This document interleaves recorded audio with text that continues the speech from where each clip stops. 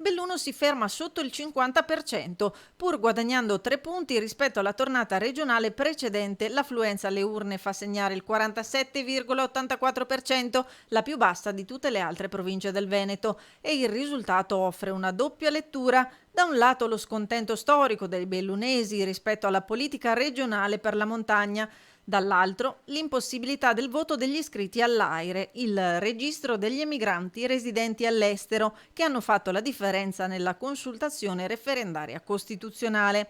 È infatti noto che i residenti all'estero per legge possano votare solo per le elezioni politiche e per il referendum, ma non per le elezioni amministrative. L'affluenza al voto registrata per il referendum nel bellunese è stata del 61,89%. Il referendum ha visto prevalere il sì con il 56%, ma più significativo risulta il 44% ai no, a dimostrazione del timore manifestato dai bellunesi di poter perdere ulteriore rappresentanza con la riduzione dei numeri dei parlamentari. Tra i comuni l'affluenza più elevata per le regionali è stata registrata a San Vito di Cadore con il 65%.